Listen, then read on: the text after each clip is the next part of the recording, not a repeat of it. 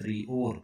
इसके बारे में जानेंगे, इसके प्रश्नों के उत्तर देखेंगे, कैसे इसके प्रश्नों के उत्तर आपको लिखना है, क्या क्या चीज़ें इसमें आपके लिए दी गई है, कैसे उनको आप कंप्लीट करेंगे, सारी चीज़ें आज की इस वीडियो में हम देखते हैं।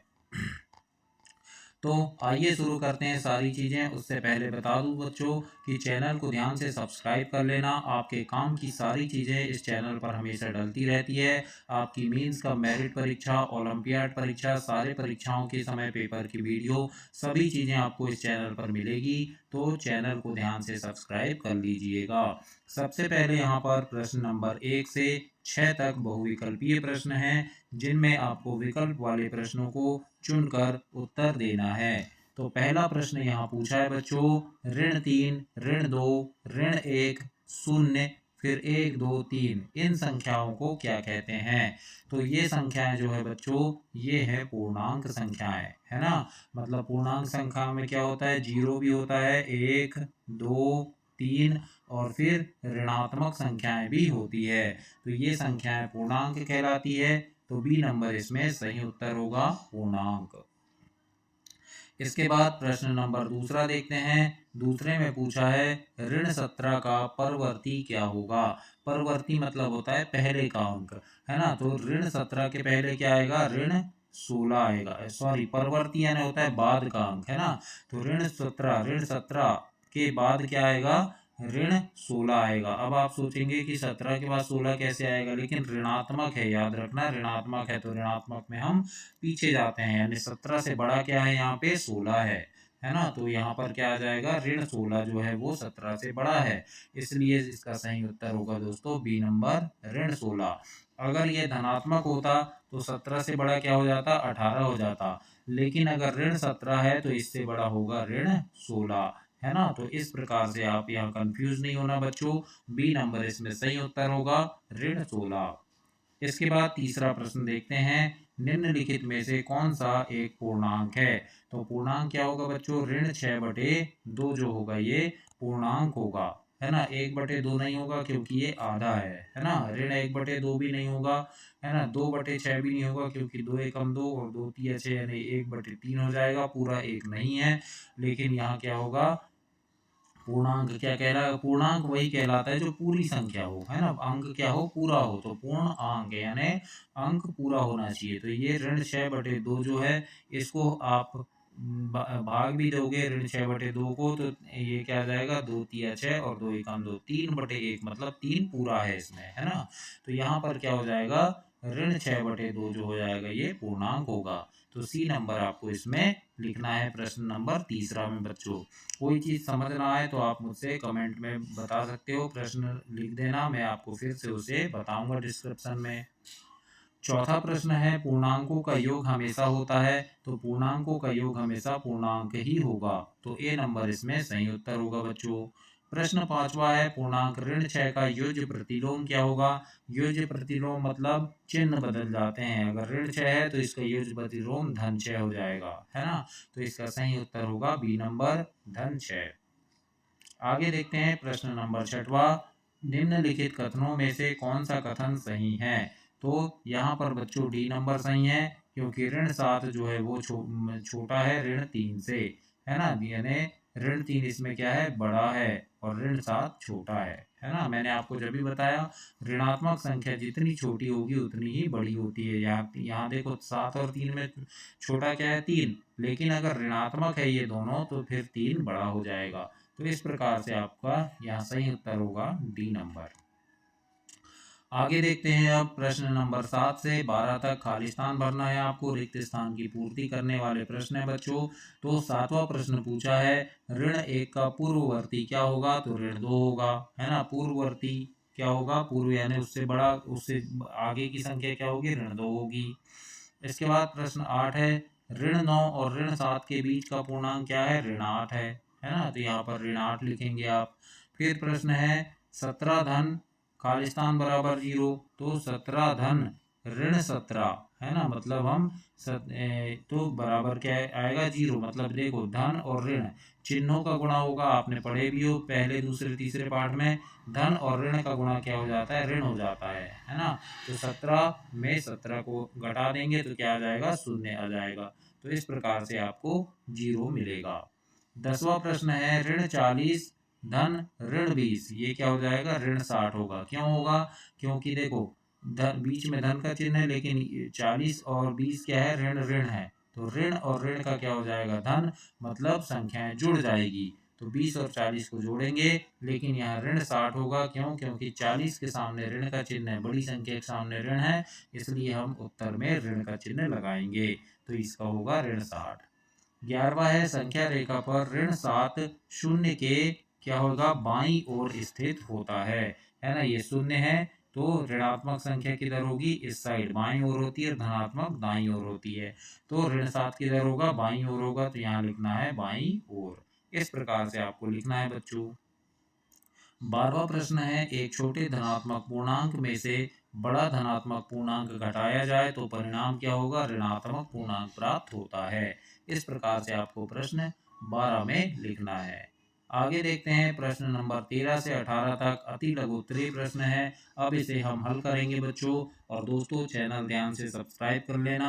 आपकी तिमाही, छमाही और वार्षिक परीक्षा के समय चैनल पे काफ़ी सारे वीडियोस लेकर के आता हूँ मैं, जिसमें आपके परीक्षा में आने वाले महत्वपूर्ण प्रश्न होते हैं, जिन्हें पढ़ करके आप परीक्षा में काफ़ी अच्छे नंबर ला सकते हैं बच्चों। तो उन सभी प्रश्नों को देखने के लिए चैनल को ध्यान से सब्सक्राइब कर लेना, ताकि समय पर आपको सारी चीज़ें मिल सके और उन्हें पढ़ करके आप परीक्षा में काफ़ी अच्छे नंबर ला सकें। तो आइए देखते हैं 13 से 18 तक अति लघु उत्तरीय प्रश्न है बच्चों।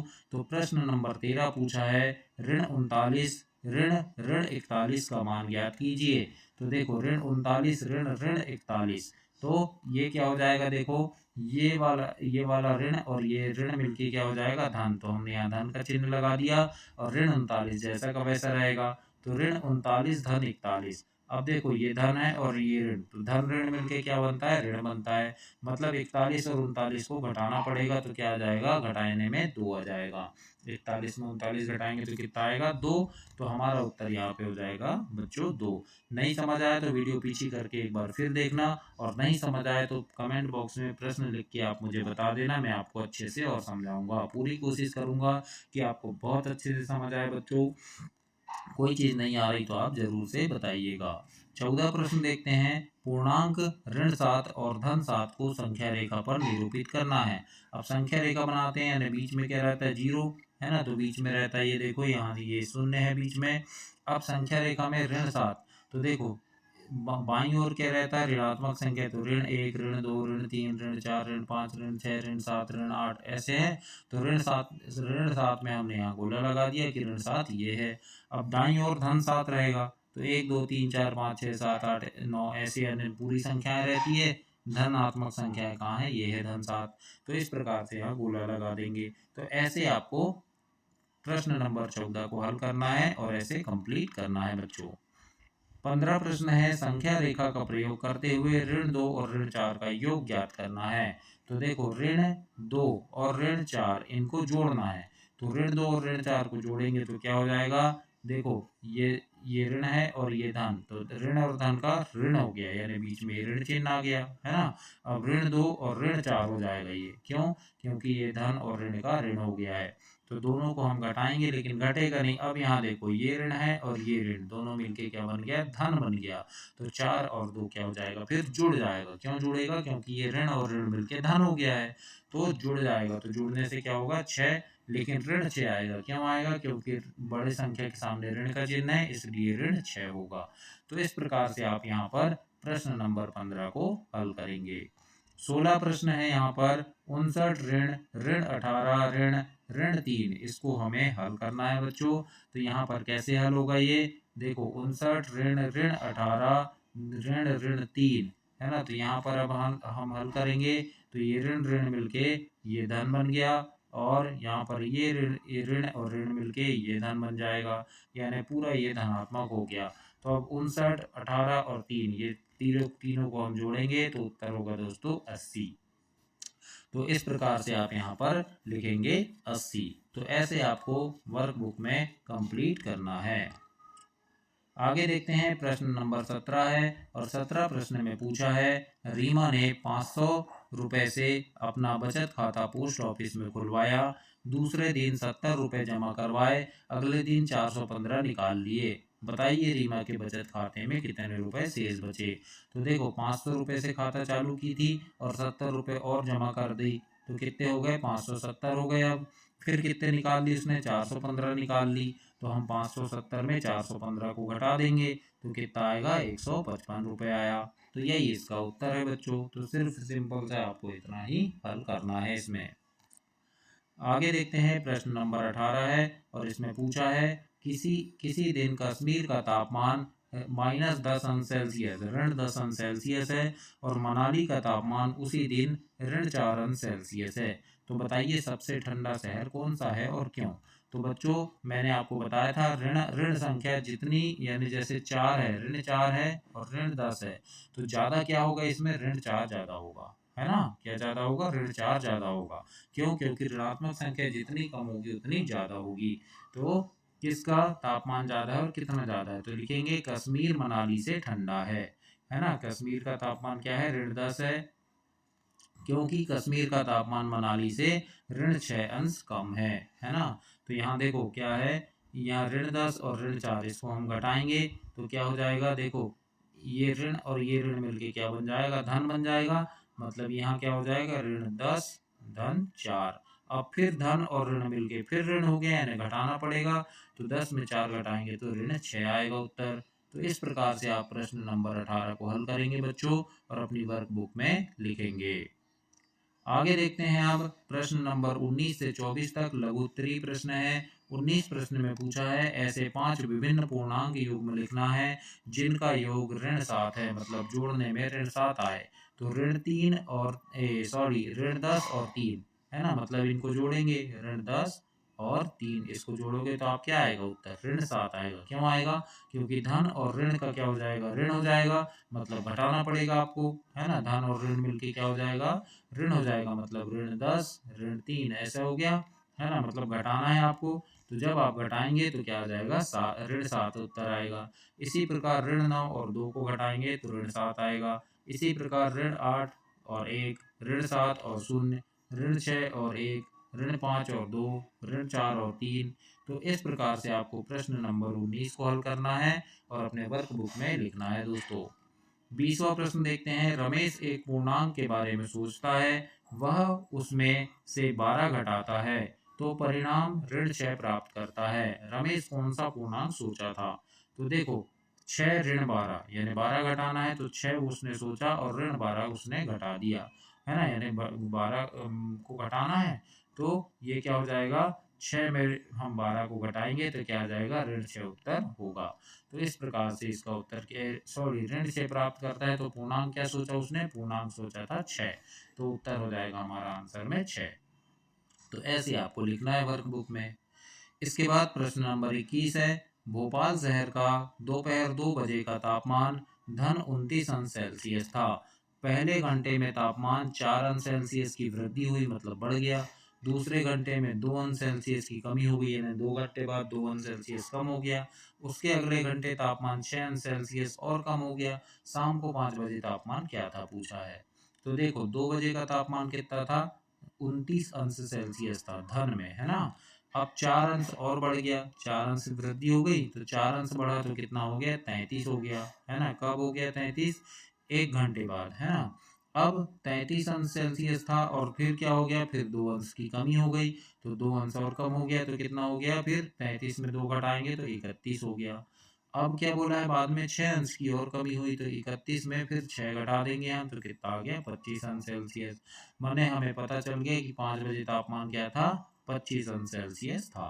तो इस प्रकार से आप प्रश्न नंबर 21 को हल करेंगे बच्चों और अपनी वर्कबुक में ऐसे लिखेंगे। 22 प्रश्न देखते हैं, इसमें प्रश्न नंबर 22 आपसे पूछा है, ऐसे 2 पूर्णांक लिखिए जिनका योग 8 है और अंतर भी 8 है। तो 8 और 0 इनको हम जोड़ेंगे तो 8 आएगा और घटाएंगे तो भी 8 आएगा, है ना, क्योंकि धन और 0 को जोड़ोगे तो 8 आएगा और 8 और 0 को घटाएंगे तो भी 8 आएगा। तो ऐसे 2 पूर्णांक क्या है, 8 और 0 है। तो इस प्रकार आप प्रश्न नंबर 22 को हल करेंगे बच्चों। 23 प्रश्न देखते हैं। इसमें पूछा है पूर्णांकों के ऐसे 4 युग्म लिखना है जो संख्या रेखा पर 3 से दाईं तथा बाईं ओर समान दूरी पर स्थित हैं और प्राप्त युग्म का योगफल भी ज्ञात करना है। तो ऐसा क्या है, जो 2 और 4 है, ये ना 3 से समान दूरी पर है, 3 से पहले क्या जाएगा 2 और 3 से 3 के बाद 4, समान दूरी है, यानी इधर भी उतना ही है इधर भी उतना ही है, ये है ना। फिर ऐसा क्या है 1 और 5, क्योंकि देखो 1 और 5 कैसे हो गया, यानी यहाँ 0 है ना, 1 कहाँ है, इधर है ना, 1 और 5 इधर हो गया, यानी 1 इधर है और 5 ये आ गया। तो इनको हम घटाएंगे या जोड़ेंगे तो उतना ही आएगा, है ना। तो मतलब युग्म का योगफल भी ज्ञात करना है। तो यो इस प्रकार से आप यहाँ लिख देंगे 2 और 4, 1 और 5, 0 और 6 और 1 और 7। ये क्या है 3 से दाईं ओर समान दूरी पर है ना। 3 से देखो एक ये हो गया, फिर 2 आएगा, फिर 3, फिर 4, 5, यानी देखो 5 यहाँ है, 3 यहाँ है, 1 यहाँ है, तो बीच में कौन सी संख्या है, एक संख्या इधर भी बीच में, एक संख्या इधर भी, तो 1 और 5 हो गया। ऐसे ही क्या आ जाएगा 0 और 6 है, 1 और 7 भी ऐसे ही है। तो इस प्रकार से आप संख्या रेखा में इसको आप दर्शा देंगे, है ना। संख्या रेखा में देखो 2 और 4 को दर्शाना है, तो ये हमने यहाँ 2 और 4 दर्शा दिया। फिर 1 और 5 का ये दर्शा दिए, 1 और 5 है ना, क्या 1 यहाँ आ गया और 5 यहाँ आ गया। इसी प्रकार 6 और 0, तो 6 ये हो गया, 0 ये हो गया, है ना। तो और 7 और उस 7 ये हो गया, और क्या दर्शाना है ऋण 1, तो ऋण 1 ये हो गया। तो इस प्रकार से आपको संख्या रेखा पर ऐसे दर्शा देना है बच्चों। यहाँ जगह छोटी है इसलिए छोटा छोटा लिखा हूँ, तो आप ध्यान से इसको देख लीजिएगा। समझ नहीं आ रहा वीडियो पीछे करके देख लेना, और बहुत अच्छे से यहाँ पर मैंने आपको समझा कर लिखा है। प्रश्न नंबर 24 देखते हैं। इसमें पूछा है कि विद्यालय द्वारा आयोजित किसी प्रतियोगिता में छात्रों के द्वारा दिए गए प्रत्येक सही उत्तर के लिए ऋण 2 अंक टोकन एवं प्रत्येक गलत उत्तर के लिए ऋण 1 अंक टोकन दिया जाता है, जबकि उत्तर नहीं देने पर टोकन नहीं दिया जाता। कुल 15 प्रश्न के उत्तर देने हैं। टीम ए 8 सही एवं 7 गलत उत्तर है तथा टीम बी के 7 सही और 4 गलत उत्तर है। बताना है पहला कि दोनों टीम को मिलाकर कितने ऋण 2 वाले एवं ऋण 1 वाले टोकन प्राप्त हुए हैं। तो अब हम इसको हल करेंगे बच्चों, और हल इस प्रकार से आप करेंगे। इसमें पहला वाला कि ऋण 2 है ना, और धन 2, तो धन 2 वाले 15 टोकन और ऋण 1 वाले 11 टोकन मिलेंगे, है ना। तब तो इनके अंक क्या हो जाएंगे 15 हो जाएंगे। फिर दूसरा बोला है टीम ए और टीम बी को कितने अंक प्राप्त हुए, तो टीम ए को 9 अंक मिले और टीम बी को 10 अंक मिले। दोनों टीम के प्राप्त अंक में कितना अंतर है, तो 10 अंक मिले उसको ए को और बी को 9 अंक, तो अंतर कितना आएगा 1 का अंतर है। तो इस प्रकार से आपको 1 2 3 को ऐसे हल करना है। प्रश्न 25 देखेंगे। इसमें लिखा है बच्चों निम्नलिखित पूर्णांकों को अवरोही क्रम में व्यवस्थित करना है आपको, यानी इसको हमको घटते क्रम में लिखना है। सबसे बड़ा क्या है यहाँ पे 11 है, तो 11 लिख दिए। 11 से छोटा फिर 6 हो जाएगा, है ना, 6 हो जाएगा। देखो ये लिखा है 6, तो फिर 6 लिख दिए। अब आप बोलोगे ऋण 11 भी तो है, तो नहीं, ऋणात्मक संख्या जितनी बड़ी होगी उतनी छोटी होती है ना, इसलिए सबसे लास्ट में आया देखो, है ना। तो सबसे बड़ा क्या है 11 है, 11 के बाद यहाँ 6 है, 6 के बाद 5, फिर 4, फिर 0, फिर ऋण 3, फिर ऋण 5, ऋण 7, ऋण 9, ऋण 11। ऋणात्मक संख्या बढ़ते जाएगी, धनात्मक संख्या इधर घटते जाती है। तो इस प्रकार से आपको संख्या रेखा पर ऐसे लिखना है बच्चों, अवरोही क्रम में हम इसे ऐसे जमाएंगे। तो याद रखिएगा प्रश्न 25 को ऐसे लिखना है। 26 प्रश्न देखते हैं। इसमें आपसे पूछा है कक्षा 6 के अध्यापक द्वारा छात्रों से निम्नलिखित पूर्णांक के विभिन्न कार्ड बनवाए गए हैं। ऋण 9, 8, 17, ऋण 3, ऋण 5, ऋण 10, 11, 20, ऋण 8 और ऋण 1। अब बोला है कि उपरोक्त कार्ड का जोड़ या घटाने के रूप में प्रयोग कर निम्नलिखित परिणाम ज्ञात करना है। तो देखो अब यहाँ जो भी कार्ड है उनको घटाना है और यह जोड़ना है। हमको क्या मिलना चाहिए ऋण 17, 22, फिर ऋण 18, इस प्रकार से। तो अब हम यहाँ इसको हल करेंगे। तो देखो बच्चों यहाँ पर ऋण 9 और ऋण 8, इन दोनों को हमने ऋण ऋण दोनों को लिए, तो क्या आ जाएगा ऋण 17 आ जाएगा। क्यों, क्योंकि ऋण 9 है और ऋण 8 है ना। तो ये क्या हो जाएगा ऋण और ऋण मिलके क्या हो जाएंगे धन हो जाएंगे, है ना। तो धन मतलब जोड़ना पड़ेगा। और जोड़ेंगे तो क्या हो जाएगा, 9 और 8 17, लेकिन ऋण 17 आएगा। क्यों? क्योंकि बड़ी संख्या के सामने ऋण का चिन्ह है। इसी प्रकार से हम 8 ऋण 3 और ऋण 5 इनको हम जोड़ेंगे घटाएंगे तो क्या आएगा, 8, यानी यह क्या हो जाएगा, 8 ऋण 3 ऋण 5 है ना। तो इनको हम जोड़ेंगे घटाएंगे तो क्या आएगा, देखो ये ऋण और ये ऋण मिलके धन हो गए, मतलब 5 और 3 को जोड़ दिए तो क्या आ गया, 8 ऋण 8, ये हो गया। अब 8 ऋण 8 बराबर क्या आता है, 0 आ गया। इसके बाद देखो 20 ऋण 8 है ना, ये कहाँ से ले रहे हैं हम, 20 संख्या कार्ड से लिए, ऋण 8 भी संख्या कार्ड से लिए, इनको हम घटाए तो 12 आ गया, है ना। इसी प्रकार से हम 20 फिर ऋण 11 धन 8, तो ये क्या हो जाएगा, 20 ऋण ऋण 19, 19 कैसे, 11 और 8 19 हो गया, ऋण 19 आ गया, यानी 1 आ गया ये। तो इसी प्रकार से हमको पूरा यहाँ पर जोड़ना घटाना है, लेकिन कहाँ से लेना है, ये हमें संख्या कार्ड से उठाना है ना। जैसे ऋण 9 फिर ऋण 8, यानी दूसरी संख्या नहीं ले सकते हम, सिर्फ इन्हीं संख्याओं को लेना है, इन्हीं को जोड़ना और घटाना है, और यहाँ पर हमको उत्तर लाना है। तो इस प्रकार से आप इन प्रश्नों को हल करेंगे और अपनी वर्कबुक में ऐसे लिखेंगे। इसके आगे अब देखते हैं हम 27। इसमें लिखा है, दिए गए रिक्त पूर्णांक ग्रिड को इस प्रकार पूरा करना है जिससे ग्रिड में 2 पंक्तियां में प्रत्येक का सीमा योग और 2 स्तंभ यानी बायां और दायां का सीमा योग समान हो, है ना। मतलब जोड़ने घटाने में, यानी ऐसे जोड़े या ऐसे जोड़े, ऐसे जोड़े, ऐसे ऐसे ऐसे, है ना, ये समान होना चाहिए, है ना। सीमा योग इसका ऋण 4 होना चाहिए, मतलब ऋण 3 और ऋण 5 है, ऋण ऋण धन हो जाएगा, लेकिन 5 और 3 कितना हो गया, 8 हो गया, और 8 में हम 4 घटाए तो 4 आ गया, मतलब ऋणात्मक आएगा। क्यों आएगा, क्योंकि बड़ी संख्या ऋण है, तो ये ऋण 4 आ गया। तो ऐसे ही आपको घटाना है या जोड़ना है, ऋणात्मक संख्या आएगी तो यहाँ आप लिखेंगे ऋण 3, यहाँ ऋण 5 और यहाँ 4, फिर यहाँ ऋण 5 है तो यहाँ ऋण 3 आएगा, यहाँ 8 है तो यहाँ ऋण 9 आ जाएगा, है ना। कैसे, तो देखो ये ऋण 9 है और ये ऋण 9 में 8 है ना, तो यहाँ ऋण 9 है, और क्या करना है आपको, यहाँ जो जोड़ना है या घटाना है जो भी, है ना। और धन आप 8 करेंगे तो क्या हो जाएगा, धन ऋण का ऋण हो जाएगा, मतलब घट जाएगी संख्या। तो 9 में 8 घटाए तो क्या आया, ऋण 1 आया।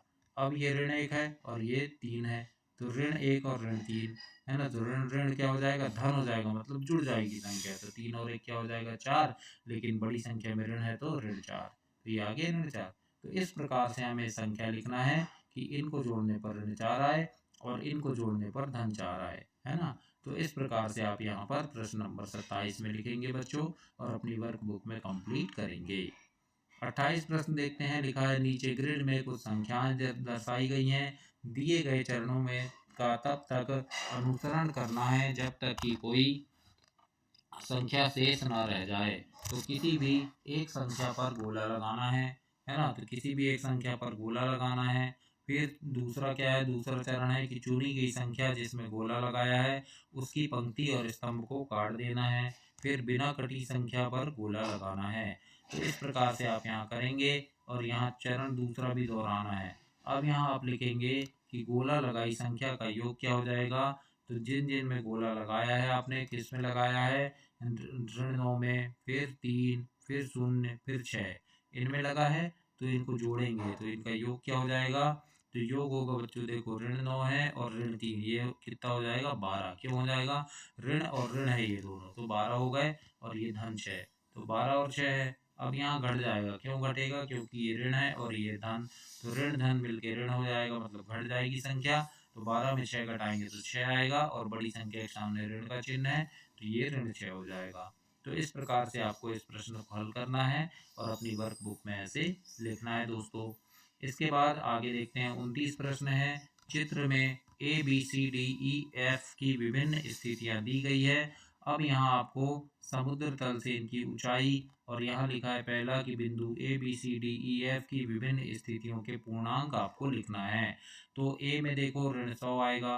क्यों आएगा, क्योंकि देखो ए कहाँ है, ए ये है, तो इसका पूर्णांक क्या है, ऋण 100 है, तो ए में ऋण 100 लिख दिया हमने। बी का भी 100 आ गया, बी कहाँ है देखो, तो बी ऊपर है ना, ये बी है तो इसका 100 आ गया। तो इस प्रकार से नीचे हमको लिखना है ABCDE के पूर्णांक, तो ए का 100, बी का 100, है ना, सी ऋण 150, डी 200, ई ऋण 100 और एफ 50। तो इस प्रकार लिख दिए। अब बोला है बिंदु ए और डी के पूर्णांक का योग ज्ञात करो। तो बिंदु ए का पूर्णांक ऋण 100 है और डी का 200 है, तो इनको जोड़ने पर तो धन और ऋण क्या हो जाएगा, ऋण हो जाएगा, मतलब घट जाएगी संख्या। तो 200 में 100 घटाएंगे तो 100 उत्तर आ जाएगा। इस प्रकार से आपको यहाँ दूसरा लिखना है। तीसरा है बिंदु बी और सी के पूर्णांक में अंतर ज्ञात करना है। तो बी का पूर्णांक है 100 और सी का पूर्णांक है 150, ऋण 150। अंतर मतलब घटाना है, तो ऋण ऋण मिलके क्या हो जाएगा, धन हो जाएगा, है ना, क्या हो जाएगा, धन हो जाएगा। तो ये जुड़ जाएगा, तो 150 और 100 को जोड़ देंगे तो ये 250 आ गया। तो ऐसे आपको प्रश्न नंबर 29 को कंप्लीट करना है बच्चों अपनी वर्कबुक में। इसके बाद चौथा है यहाँ पर, फिर पांचवा है, यानी चौथा में पूछा है कौन कौन से बिंदुओं के पूर्णांक समान है। तो ए और ई के समान है। फिर एफ और ई के पूर्णांक में अंतर ज्ञात करना है। तो देखो एफ का है 100 और ई का है 50। तो इनमें अंतर मतलब ऋण और ऋण का धन हो गया, मतलब जुड़ जाएगा, तो 100 और 150 क्या हो जाएगा, ये 100 और 50 हो जाएगा 150। तो ऐसे आपको जोड़ देना है। ऐसे आप 29 कंप्लीट करेंगे। 30 देखते हैं अब। अंक 0, 1, 2, 3, 4, 5, 6, 7, 8, 9 इसको इसी क्रम में लिखना है तथा इनके बीच में धन या ऋण चिन्ह का इस तरह प्रयोग करना है कि परिणाम 3 प्राप्त हो। तो अब हम देखते हैं, तो हम लिखेंगे 0, फिर 1, तो यहाँ ऋण 1 आ गया, फिर ऋण 2, ऋण 3, ऋण 4, ऋण 5, ऋण 6। इसके बाद धन, धन 7, धन 8, धन 9। फिर इनको जब हम जोड़ेंगे या घटाएंगे तो क्या आ जाएगा, देखो इनको जोड़ने या घटाने पे क्या है आप करके देखिएगा। ये ऋण और ऋण मिलके धन हो गया, मतलब जुड़ जाएगा, 5 और 6 11। फिर ये ऋण और ऋण मिलके धन हो गया, यानी 11 और 4 कितने हो गए, 15। फिर 15 और ये 3 कितने हो गए, 18 हो गए। क्यों, क्योंकि ऋण और धन है, तो ये धन ऋण और ऋण है तो जुड़ जाएगा, 18 हो गए। 18 और 2 कितने हो गए, 19, और 19 और सॉरी 18 और 2 कितने हो गए, 19, 20 और ये 21। तो ये ऋण 21 हो गया। अब यहाँ इधर की संख्या को जोड़ देंगे, है ना, इधर की जोड़ देंगे, 7 और 8 15 और 9 कितने हो गए, 24। तो इनको जोड़ दिए। अब ये धन 24 और ऋण 24 है। धन और ऋण इनको हम घटा देंगे तो क्या हो जाएगा, 3 उत्तर आ गया। तो हमको क्या लाना था, 3 उत्तर प्राप्त करना था। तो इस प्रकार से आप इसे हल करेंगे बच्चों। समझ में नहीं आ रहा है तो अगर प्रश्न क्रमांक लिख के कमेंट कर देना कि ये समझ नहीं आया, डिस्क्रिप्शन में वीडियो बना के और अच्छे से एक पेपर पेन में आपको मैं अच्छे से समझा दूंगा, तो आपको और अच्छे से ये समझ में आ जाएगा। तो दोस्तों ये आपका अध्याय 10 समाप्त हो गया। चैनल को सब्सक्राइब कर लेना ताकि समय पर आपको सारी वीडियोस मिल सके परीक्षा के समय। और अगली वीडियो के लिए चैनल सब्सक्राइब करना। सभी वीडियो के लिए आपको सभी वीडियो इस चैनल पर हमेशा मिलती रहेगी। तो चैनल को ध्यान से सब्सक्राइब करके बेल आइकन प्रेस कर देना, अपने दोस्तों तक भी इसे शेयर करना। धन्यवाद बच्चों।